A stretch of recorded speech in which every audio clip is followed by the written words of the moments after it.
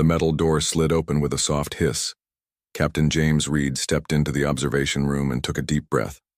Through the wide glass window before him, he saw it for the first time, Earth's greatest secret. "Beautiful, isn't she?" Admiral Thompson stood beside him, hands clasped behind his back. Reed could only nod. The massive starship hung in the black void of space, its hull gleaming under the work lights. It stretched nearly a mile long, with smooth lines that reminded him of the ancient ocean predators from Earth's seas. "The EDS Thunderbolt," Thompson said with pride. "Earth's first true warship." "I thought we signed peace treaties," Reed said quietly. "The Galactic Council forbids warships of this size."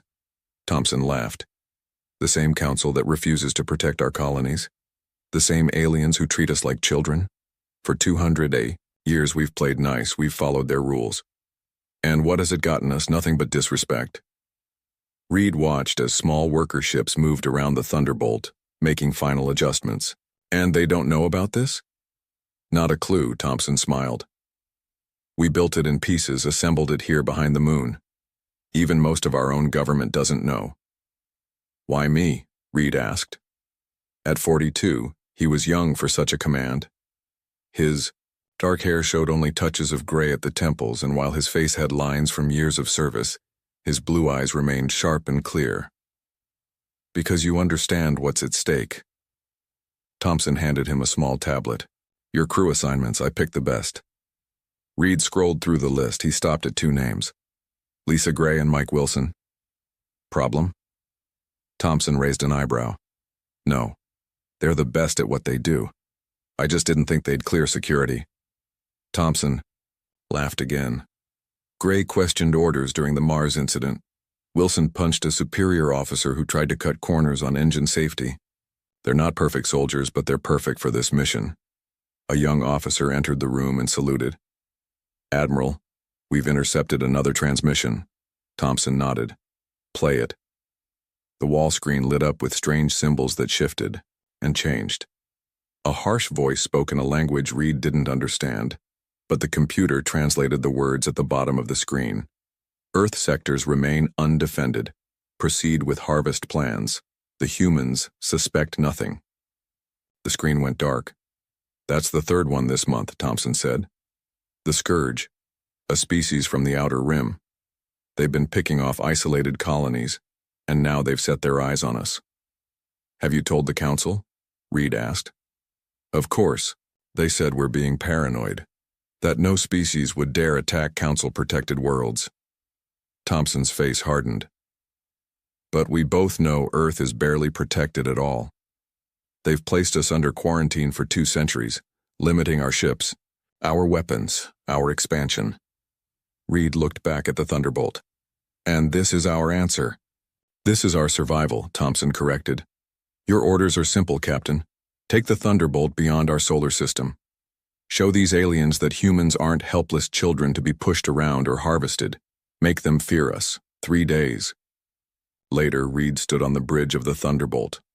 Around him, his crew worked at their stations, checking systems and preparing for launch. Lisa Gray approached him. Her dark skin contrasted with the white uniform of the tactical officer. Her hair was cut short for space travel, and her brown eyes missed nothing. "Captain," she said, "all weapon systems check out. The pulse cannons are unlike anything I've ever seen." "Let's hope we don't need to use them," Reed replied. "If you believe that, why are you here?" She raised an eyebrow.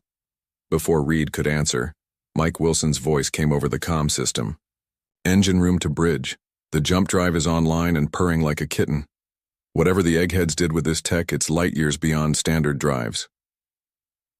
Wilson was a large man with hands that seemed too big for the delicate work he did. But those hands could fix anything that moved, and his mind understood machines better than people. "Good work, Chief," Reed said. "Are we ready?" "As ready as anyone can be on a ship that shouldn't exist," Wilson replied. Reed turned to his communications officer. "Any word from Earth Command?" "Yes, sir. Admiral Thompson sends his regards and says, 'Remember the old naval tradition.'" Reed smiled. In the old days of sea travel, once a captain was beyond sight of land, they answered to no one but themselves and the sea. Now, once the Thunderbolt left Earth's system, they would truly be on their own. All stations report, Reed ordered. One by one, the crew confirmed their readiness. Detach from station, Reed said. Take us out slowly. The massive ship eased away from the hidden base. Through the viewports, Reed could see Earth growing smaller. Sir? Gray said quietly beside him. Permission to speak freely? Reed nodded. Half the crew thinks we're on a suicide mission. The other half thinks we're starting a war. And what do you think, Commander Gray? She looked at the view screen. I think it's about time someone showed the galaxy that humans aren't to be underestimated. Reed smiled. That's exactly why you're here. As the Thunderbolt cleared the moon's orbit, all eyes turned to Reed. Set course for the edge of the solar system, he ordered. Standard drive until we clear Jupiter's orbit, then prepare the jump drive. Jump destination, sir? Asked the navigator. Reed thought of the alien transmission, of the threats that lurked in the darkness between stars. The Tau Ceti system, he said. Intelligence suggests that's where the Scourge fleet is gathering. Gray looked at him with surprise. That's well beyond the Council's quarantine line. Yes, Reed said simply. It is. As the Thunderbolt's engines powered up, Reed felt the weight of his mission. 200 years of playing by alien rules. 200 years of being treated as lesser beings. That ended today. The ship accelerated, pushing toward the outer planets. On the view screen, Jupiter's massive form grew larger.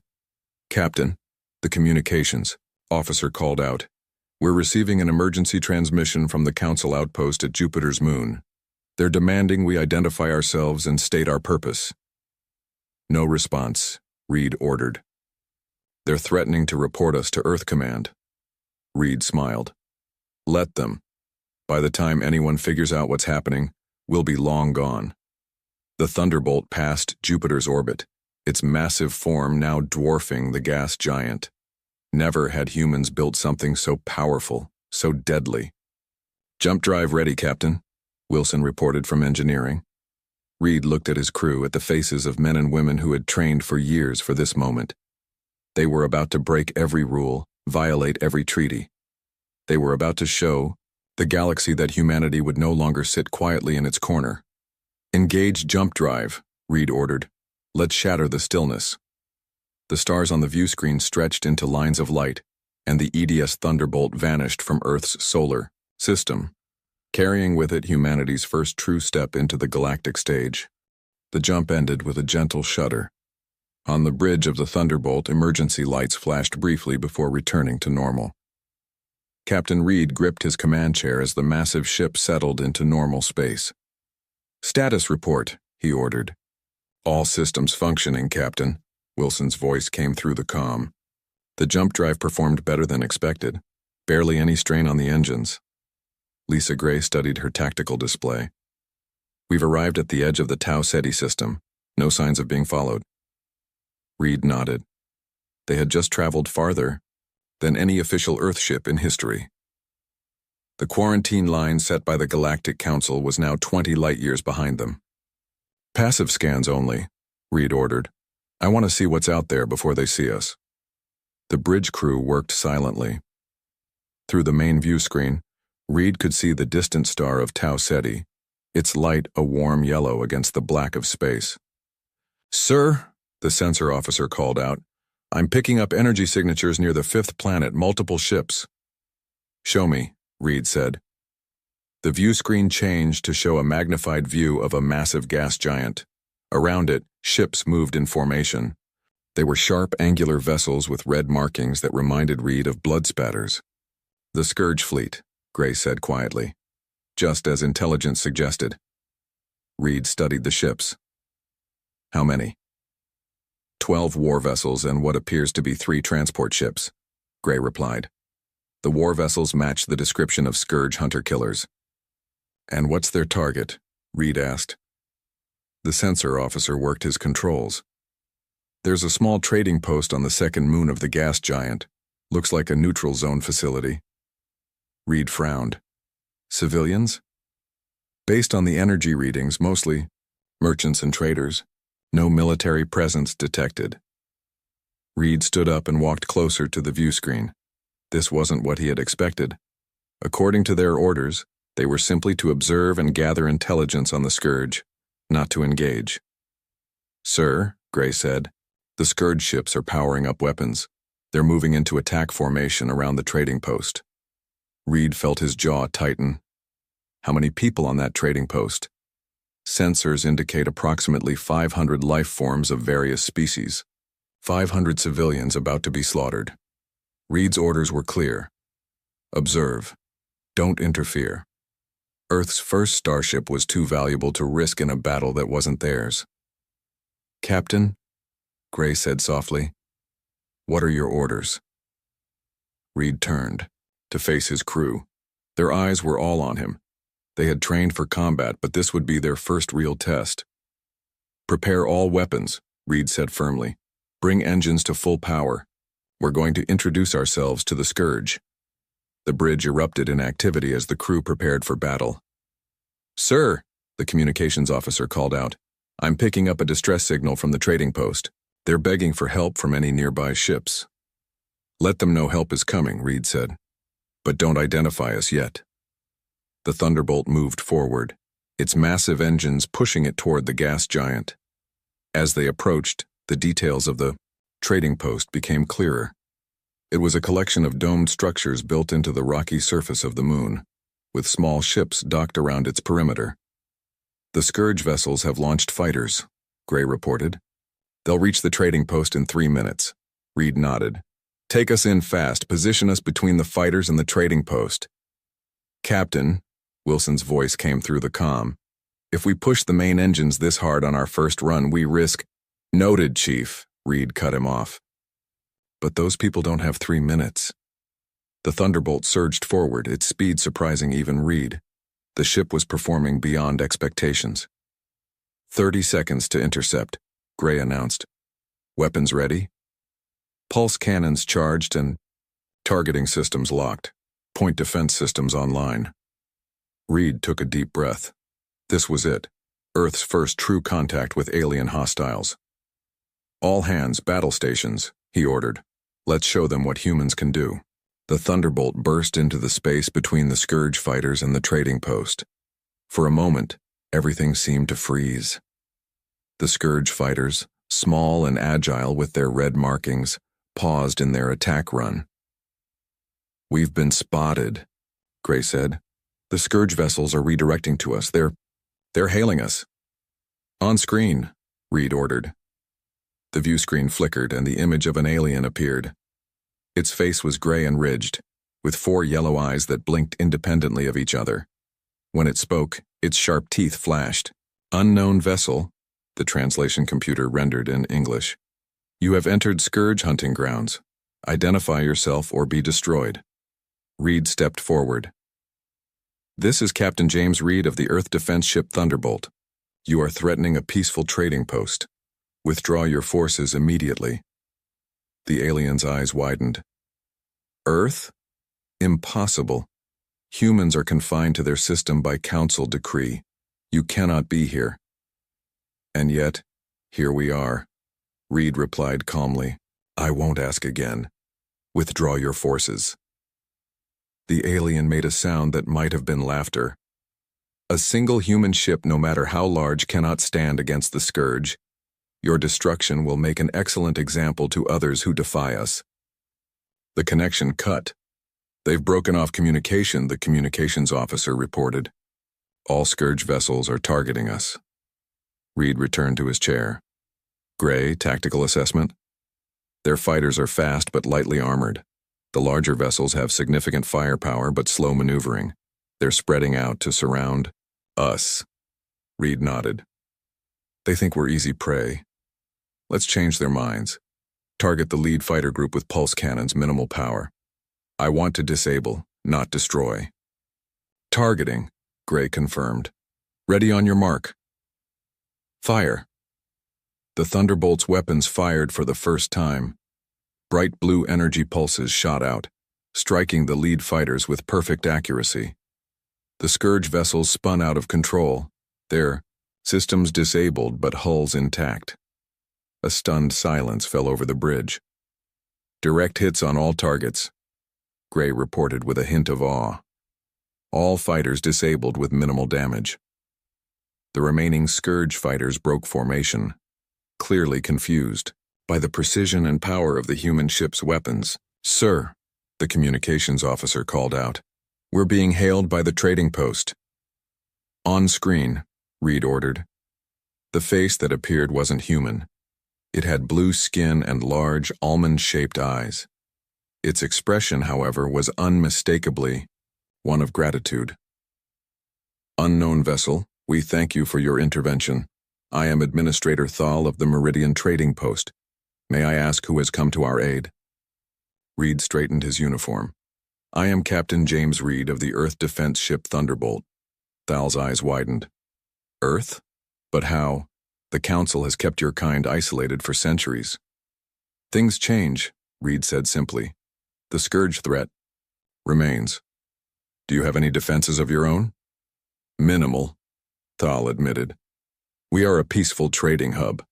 The Council promised protection, but their patrols are infrequent." Reed turned to Gray. "Status of Scourge vessels?" "The larger ships are moving into attack position. They're charging main weapons." Reed nodded. "Administrator Thal, stand by. We're not done here yet." As the connection closed, Reed faced his crew. "It seems we've surprised everyone today. Let's make sure the Scourge remember this meeting. Battle Plan Alpha 3. Gray smiled. "With pleasure, Captain." The Thunderbolt moved forward, directly toward the Scourge fleet. Earth's first Star Destroyer was about to prove its worth. The main Scourge vessel fired first. A beam of red energy shot toward the Thunderbolt, but the Earth ship moved with surprising speed for its size. The beam missed by meters. "Return fire," Reed ordered. "Target their weapon systems only." Gray's fingers danced across her tactical display. Firing pulse cannons, blue energy bolts struck the Scourge ships with surgical precision. One by one, their weapon systems went dark. "Sir," the sensor officer called out, "3 more Scourge vessels are moving in from behind the moon." Reed nodded. "They planned this. Well, Gray, prepare the hammer." Gray looked up, surprised. "The hammer, sir? We haven't tested it in actual combat." "No time like the present," Reed said with a small smile. While the pulse cannons were impressive, the hammer was the Thunderbolt's true secret weapon. Designed using physics that most species in the galaxy hadn't yet discovered, it could disrupt energy shields and disable ship systems without destroying the vessels themselves. "Hammer ready," Gray reported. "Target all remaining Scourge vessels, and fire." A wave of invisible energy pulsed out from the Thunderbolt. When it reached the Scourge ships, their lights flickered and died. The vessels drifted powerless. Silence fell over the bridge. "All Scourge vessels disabled," Gray said, her voice filled with awe. "No casualties detected." Reed stood. "Open a channel to the lead Scourge ship." The alien commander appeared on screen, again, but this time its yellow eyes showed fear instead of arrogance. "This is impossible," it hissed. "No species has this technology." "Humans do," Reed replied simply. "Now listen carefully. You will leave this system and never return. You will spread the word that Earth vessels are not to be challenged. Do you understand?" The alien commander snarled but nodded reluctantly. "Good." Reed looked at Gray. "Release their life support and navigation systems, but keep their weapons offline. Let them limp home with a story to tell." 2 hours later, Reed stood in the trading post's main hall. Administrator Thal had invited him and his senior officers to discuss what had happened. The hall was filled with aliens of different species, all staring at the humans with a mixture of curiosity and respect. "You have our deepest gratitude, Captain Reed," Thal said, bowing slightly. "The Scourge have terrorized this sector for years. No one has stood against them so effectively." Reed nodded. "We couldn't stand by and watch civilians be slaughtered." "But how did you get here?" asked another alien, a tall, thin being with 4 arms. "Earth is under Council quarantine. No human ships are permitted beyond your solar system." Reed exchanged glances with Gray and Wilson. "Let's just say Earth decided it was time to make our own rules. Thal leaned closer. Captain, there is something you should know. The Meridian Alliance has been watching Earth for some time. We believe the Council has not been honest with you, or with us. What do you mean? Reed asked. Thal gestured for them to follow. He led them to a private room and activated a holographic display. This is a map of our galaxy, Thal explained. These red marks show attacks by the Scourge over the past 50 years. The map showed hundreds of red dots, forming a clear pattern. They're moving toward Earth, Gray said quietly. Yes, Thal confirmed. But look at this. He added a blue overlay to the map. These are Council protection zones. Notice anything strange? Reed studied the map. They've been pulling back, abandoning outer systems. Precisely. The Council has been retreating, giving the Scourge free rein in the outer regions, and now they're directing them toward Earth. Wilson frowned. Why would they do that? The Council is supposed to maintain peace. Thal laughed bitterly. The Council fears what they don't control. And humans. He looked at Reed. Humans scare them more than most. Us? Reed was surprised. We've been stuck in our own system for 2 centuries. How could we be a threat? It's not what you've done, Thal explained. It's what you could do. He tapped the holographic display again, and new information appeared. Your species adapts faster than any other known race. Your technological growth is unprecedented. In the brief time before the Council found Earth, your people went from primitive flight to space travel in less than a century. Reed felt a chill run down his spine. They've been containing us, and using the Scourge as their weapon against any who might ally with you, Thal added. The Meridian Alliance has long suspected this, but we had no proof until now. The ship you arrived in, Thal continued.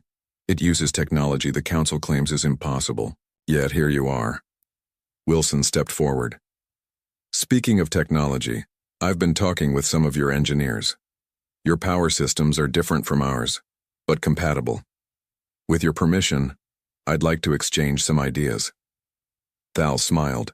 Of course, the Meridian Alliance would be honored to share knowledge with Earth. A young alien rushed into the room. Administrator, a Council diplomatic vessel has just entered the system. Thal's face darkened. They never responded to our distress calls, but they come running when humans appear. Interesting. Reed turned to Gray. Get back to the Thunderbolt. Prepare for possible hostile action. Do you think they'd attack openly? Gray asked. No, Thal answered for Reed. The Council works through manipulation and proxies. They'll send a diplomat, with sweet words while plotting your destruction. The main doors opened and a tall, elegant alien entered. Unlike the others, this one looked almost human, except for the silver skin and entirely white eyes. It wore elaborate robes adorned with the Council's symbol. I am Diplomat Kell, it announced. I come representing the Galactic Council. Its gaze found Reed. And you must be from Earth. How unexpected. Reed stepped forward. Captain James, Reed of the Earth defense ship Thunderbolt. Kell's expression remained neutral, but Reed noticed a slight tensing of its shoulders. Earth vessels are not permitted beyond your solar system, Captain. This is a serious violation of Council law. We received no help when we reported Scourge movements near our colonies, Reed replied evenly. We decided to investigate ourselves. A noble but unnecessary action, Kell said smoothly. The Council has the Scourge situation well in hand. Thal made a sound of disbelief. We sent 7 distress calls when they attacked. Where was your help then, Diplomat? Kell ignored him, focusing on Reed. Captain, I must insist you return to Earth immediately. Your presence here disrupts the delicate balance the Council maintains. Reed met the diplomat's gaze steadily. We'll return when our mission is complete. He turned to Thal. The Meridian Alliance has offered to share knowledge with us. We accept. Kell's calm facade cracked slightly. That would violate at least 3 Council directives. Then perhaps it's time for new directives, Reed said. Earth is no longer content to sit quietly in its corner of the galaxy. As the diplomat struggled to respond, Reed felt his communicator vibrate. He glanced at it and saw an urgent message from the Thunderbolt. Ship systems compromised. Possible sabotage. Reed kept his face neutral as he looked back at Kell. Now he understood. The diplomatic visit was just a distraction. The real battle, for the Thunderbolt and perhaps humanity's future, was just beginning. Reed kept his face calm as he excused himself from the meeting with diplomat Kell. "I need to check in with my ship," he said simply. Kell smiled, but the expression didn't reach his white eyes. "Of course, Captain. Council protocol does require regular communication with your vessel." As Reed stepped away, Gray followed him. Once they were out of earshot, she whispered, "What's wrong?" "Sabotage," Reed said quietly. "Someone's messing with the Thunderbolt systems. We need to get back, now." They hurried to the docking bay where their shuttle waited. Wilson was already there, speaking with some Meridian engineers. "Chief," Reed called, "time to go." Wilson caught the urgency in Reed's voice and quickly said goodbye to the Meridians. As the shuttle powered up, Reed filled them in. "The Thunderbolts, security has been breached. Systems are failing across the ship." "How?" Wilson asked, his face darkening with anger. "We have the best security protocols in the fleet." "The Council," Gray said grimly. "They've had centuries to study human technology.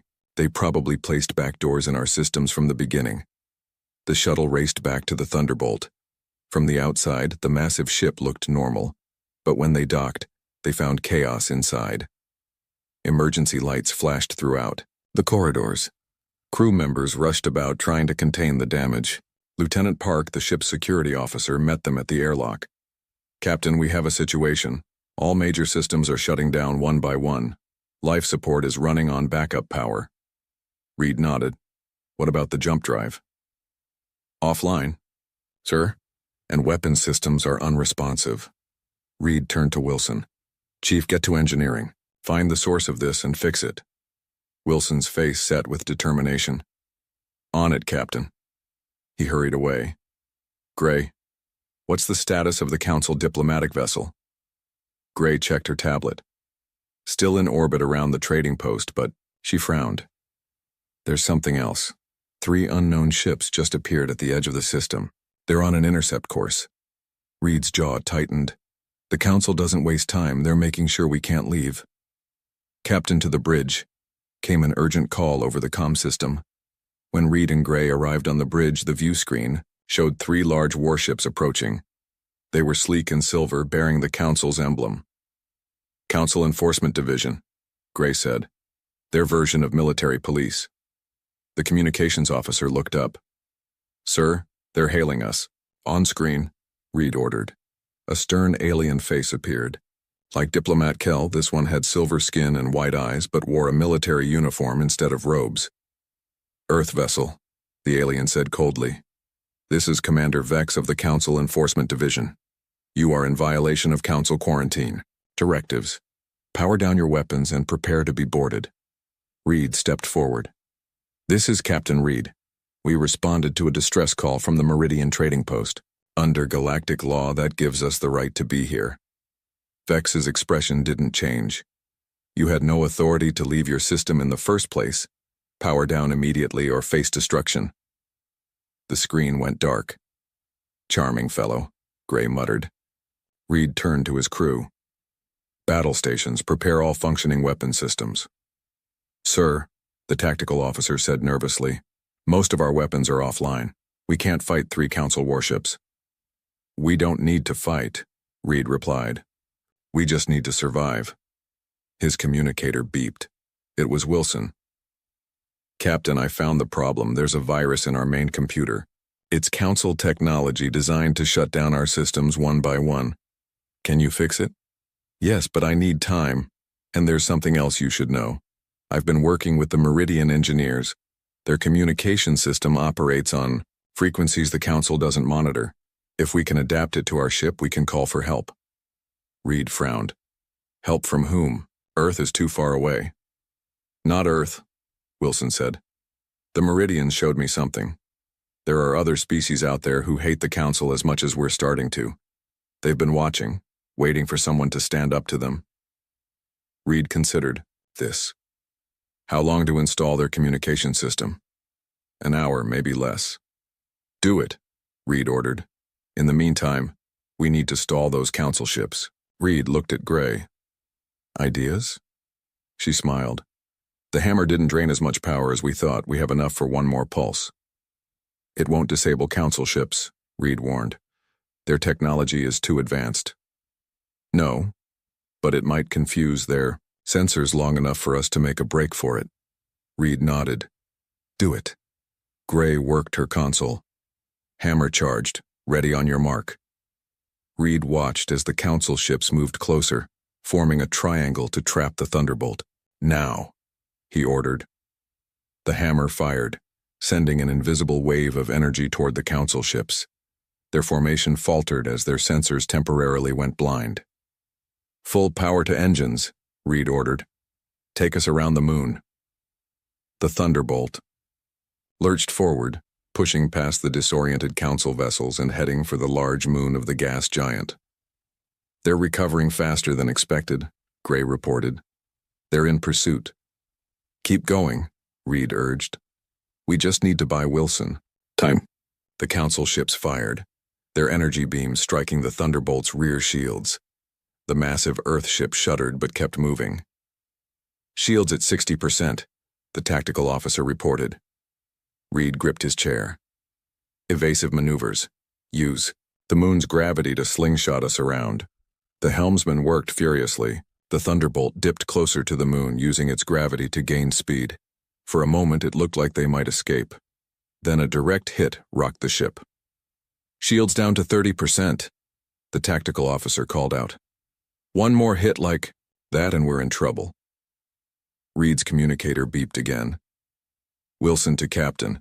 The Meridian communication system is online, and I've found a way to push back against the virus. Do it, Reed ordered.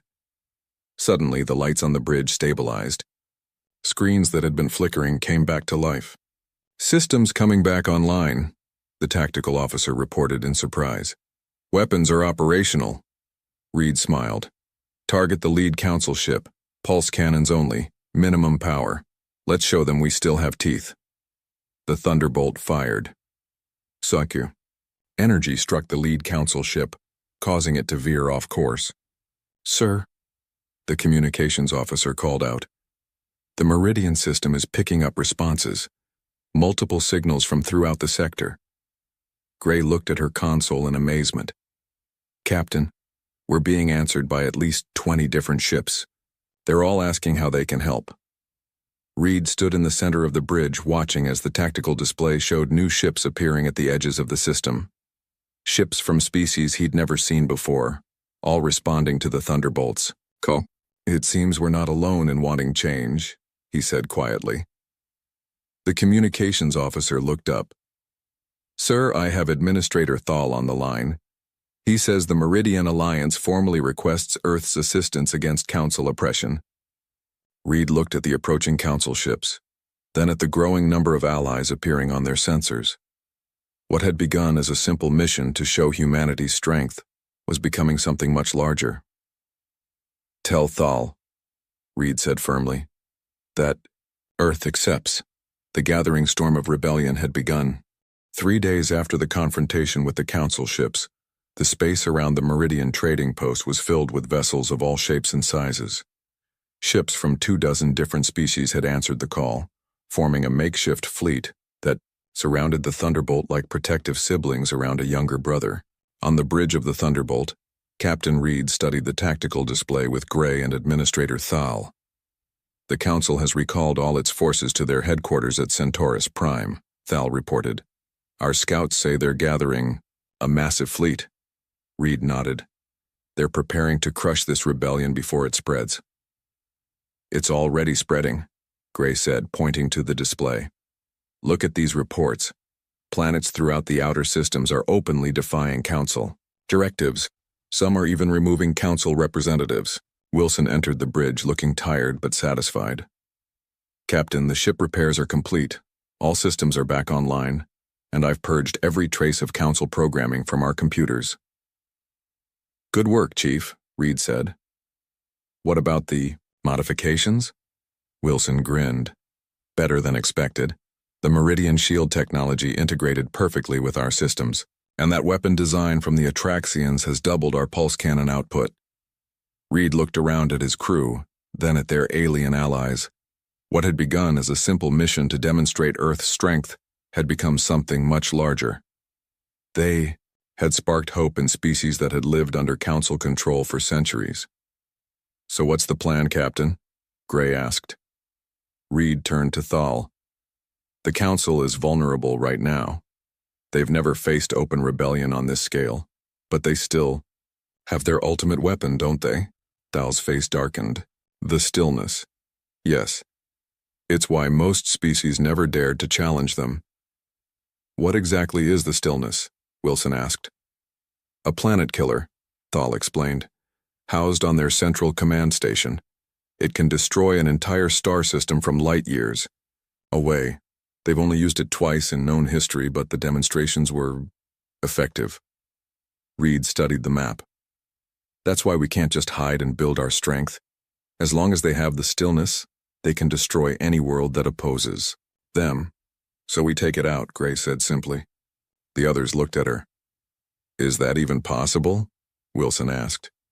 Reed smiled slowly. The Thunderbolt was built to do the impossible. He turned to the communications officer. Call a meeting of all ship captains. It's time to plan our attack. The plan was daring to the point of madness, but no one had a better idea. The Allied fleet would launch a frontal assault on the Council headquarters at Centaurus Prime, drawing away their defensive ships. Meanwhile, the Thunderbolt would attempt something no ship had ever done, a precision jump directly into the heart of the Council command station. In the Thunderbolt's engine room, Wilson was making final adjustments to the jump drive. This goes against everything I know about physics, he muttered, as Reed checked on his progress. Can you do it? Reed asked. Wilson sighed. Jumping into open space is one thing. Jumping into a specific spot inside a space station? It's like threading a needle while blindfolded. He paused. But yes, I think I can do it. Good, Reed said. Because if we can't get inside their defenses, we can't destroy the stillness. Wilson looked up from his work. You know this is likely a one-way trip, right? Even if we succeed, the energy backlash from destroying the stillness will probably destroy us too. Reed nodded. I know. That's why I'm only taking volunteers for this mission. Wilson laughed. You'd have to throw people off the ship to stop them from volunteering. This crew would follow you into a black hole if you asked. Let's hope it doesn't come to that, Reed said with a smile. The Allied fleet dropped out of jump space near Centaurus Prime. Immediately, alarms blared throughout the Council command station, a massive structure that orbited the system's sun. Council ships scrambled to meet the threat, just as Reed had predicted. The battle began, with energy weapons flashing across the blackness of space. On the Thunderbolt's bridge, Reed watched the tactical display. Status of Council command station? All defensive ships have moved to engage the fleet. Gray reported. Station shields are at maximum power. And the stillness? Energy readings indicate it's powering up. They're preparing to target the Meridian homeworld. Reed's face hardened. Not today. Prepare for jump. The crew secured themselves in their stations.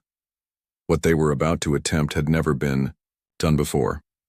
Jump coordinates locked, the navigator reported, targeting the central chamber of the command station. Reed took a deep breath. All hands, brace for jump. On my mark, jump. The stars stretched and vanished. For a heartbeat, the Thunderbolt existed everywhere and nowhere at once. Then, with a violent shudder, it reappeared, but not in empty space.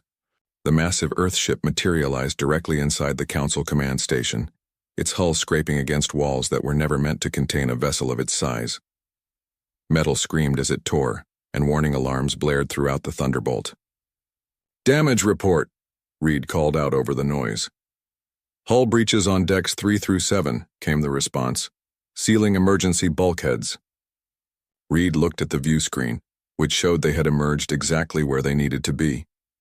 In the central chamber of the command station, directly beside the massive device known as the Stillness. "We did it," Gray said in wonder. Council. Security forces were already responding, firing energy weapons at the Thunderbolt's hull. "Defense teams repel boarders," Reed ordered. "Gray, prepare the ship's self-destruct sequence." Gray looked at him in surprise. "Self-destruct? It's the only way to be sure," Reed said grimly. "The Stillness is too heavily shielded for our weapons, but a matter-antimatter explosion inside its chamber will destroy it completely." Gray nodded and began entering commands. "Self-destruct armed, 10-minute countdown." Reed opened the ship-wide communication system. "All hands, this is the captain. Evacuation Protocol Alpha. Get to the escape pods. That's an order." As the crew rushed to obey, Reed turned to Gray and Wilson. "You two as well. I'll stay to make sure the countdown completes." Gray shook her head. "Not a chance, Captain.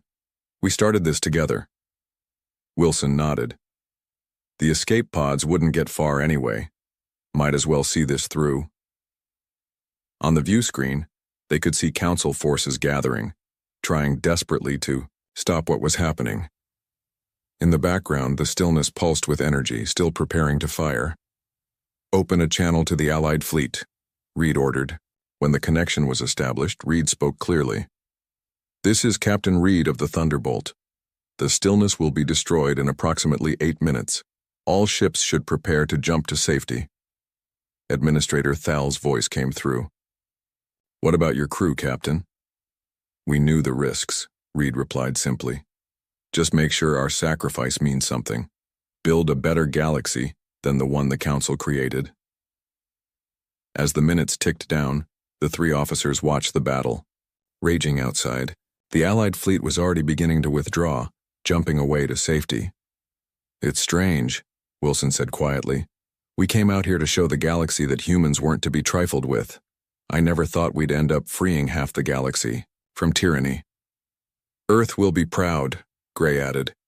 Reed nodded. "And they'll follow our example. The Council's days of keeping humanity contained are over." The countdown reached its final minute. Through the view screen, they could see panic spreading through the Council command station as officials realized what was about to happen. 30 seconds, the computer announced coolly. Reed stood tall in the center of his bridge. "It's been an honor serving with you both." The others nodded, standing at attention as the final seconds ticked away. 5, 4, 3, 2, 1. A blinding flash of light engulfed the Thunderbolt, the Stillness, and the Council command station. The explosion rippled outward, visible across light years of space. The stillness that had gripped the galaxy for centuries was finally, irrevocably shattered. 1 month later, on Earth, Admiral Thompson stood before the World Council, reading the final message from the Thunderbolt. When he finished, silence filled the chamber. Then a representative stood. "What happens now, Admiral?" Thompson looked up at the large view screen, which showed dozens of alien ships in orbit around Earth, not as conquerors but as allies and friends. "Now," he said, "we build the fleet that Captain Reed and his crew gave their lives for. We take our rightful place among the stars." He paused. "And we make damn sure their sacrifice wasn't in vain." As he spoke, across the galaxy, species that had lived in fear for generations were standing tall for the first time. The age of the Council was over. A new era had begun, and it had all started with Earth's first star destroyer,